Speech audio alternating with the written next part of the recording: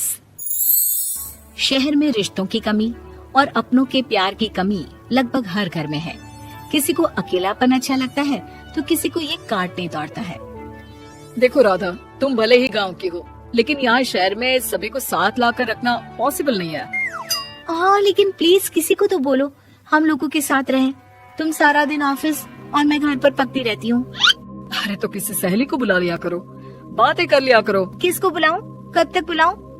तुम सासू माँ को बोलो ना आकर यहाँ रहे। ठीक है, बात करता हूँ मैं उससे।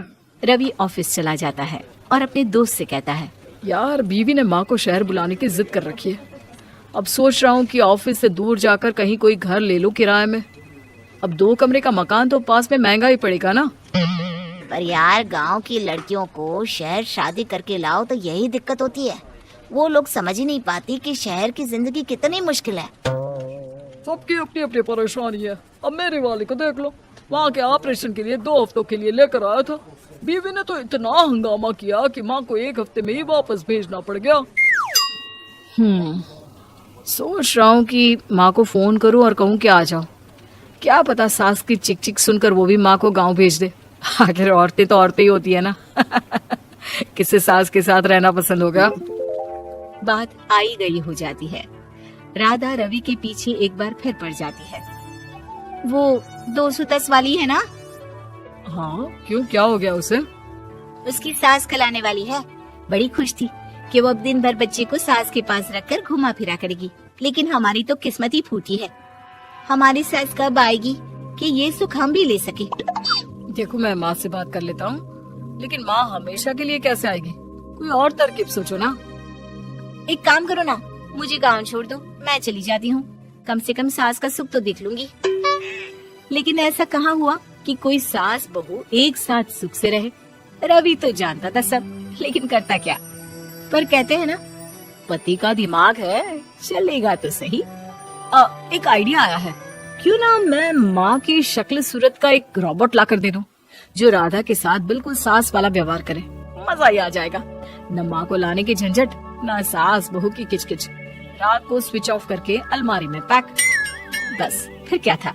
अगले दिन जैसे ही घर की घंटी बजती है और राधा दरवाजा खुलती है, साथ में खड़ा होता है रवि और साथ में होती है रवि की माँ यानी कि राधा की सास। माँ जी, मुझे तो मेरी आंख पर विश्वास नहीं हो रहा। कितना अच्छा सरप्राइज है। हाँ, आइए माँ, आइए। मुझे भी अच्छा लग रहा है। मैं भी खुश हूँ, मैं भी खुश हूँ, मैं भी खुश हूँ। दरअसल रोबोट सास की बैटरी ढीली होने के कारण वो एक वाक्य को रिपीट करने लगती है। माँ जी इतनी खुश है कि बार बार दोहराए जा रही हैं कि खुश है, खुश है। मैं अभी पानी लाती हूँ।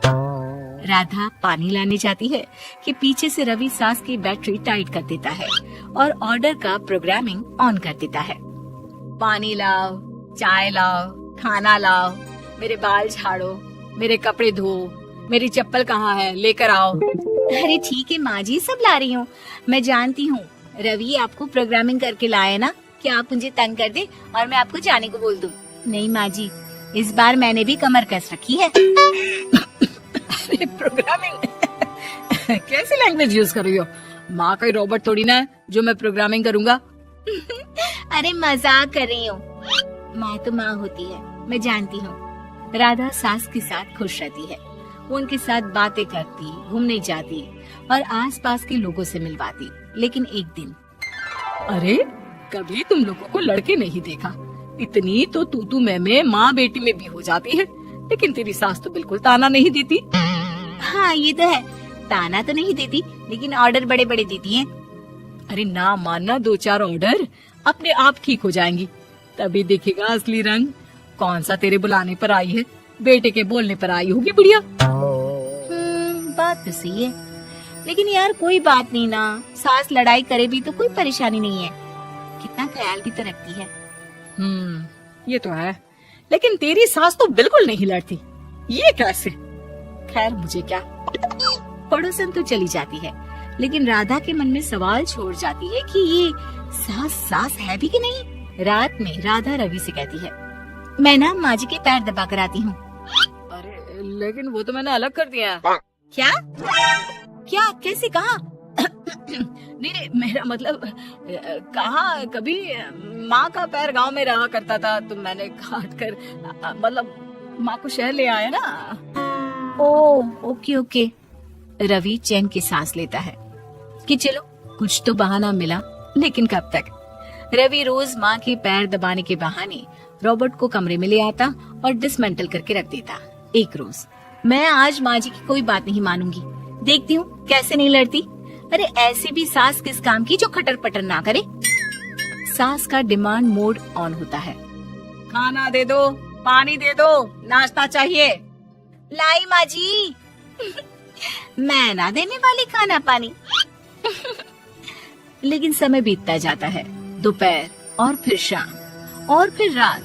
बहू सास को कुछ नहीं देती, लेकिन रॉबर्ट सास कुछ नहीं कहती। रात को जब रवि घर आता है, राधा रो रही होती है।